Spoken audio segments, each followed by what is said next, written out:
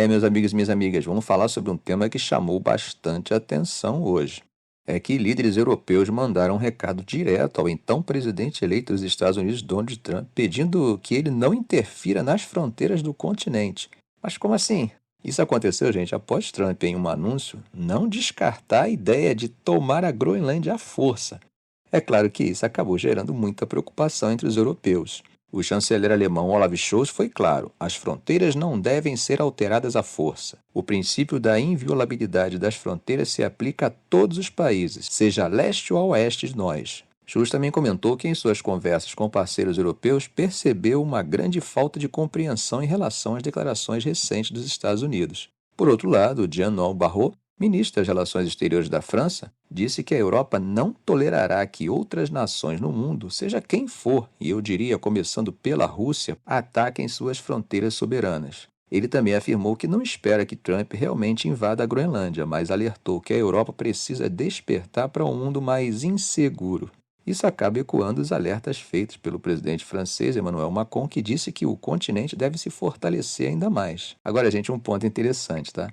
A Groenlândia, apesar de ser um território autônomo da Dinamarca e estar fora da União Europeia desde 1985, continua sob o controle dinamarquês em termos de política externa e de segurança. A Comissão Europeia confirmou que a cláusula de defesa mútua da União Europeia se aplicaria à Groenlândia caso ela fosse alvo de agressão militar. Vejam só como é que a situação está ficando, hein? Vocês devem lembrar que não é a primeira vez que Trump levanta a ideia de controlar a Groenlândia, né?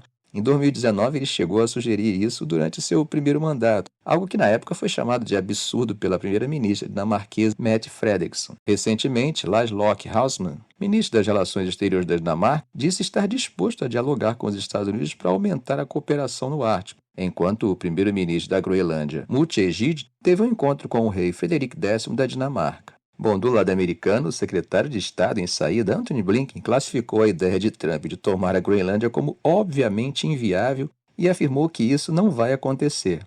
Mas Trump foi mais longe durante uma coletiva essa semana. Ele ameaçou impor altas tarifas à Dinamarca caso o país não entregasse a Groenlândia e sugeriu que os Estados Unidos poderiam anexar o Canadá, além de pedir que os membros da OTAN gastassem 5% de seus PIBs em defesa, ou seja, mais que o dobro do alvo atual. Para complicar ainda mais, o filho de Trump, Donald Jr., visitou a Groenlândia recentemente, o que acabou alarmando ainda mais os líderes europeus. Além disso, Elon Musk, aliado de Trump, também gerou tensão ao apoiar o partido alternativo para a Alemanha de extrema-direita durante as eleições alemãs, que está havendo um verdadeiro rebuliço, com certeza está havendo, né?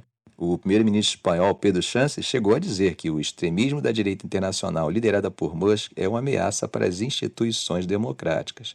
Em resposta, Jean-Noël Barrot pediu que a Comissão Europeia use de forma mais vigorosa as ferramentas democráticas para regular conteúdo online, argumentando que o debate público não pode ser dominado por grandes plataformas de redes sociais controladas por bilionários americanos sem supervisão regulatória.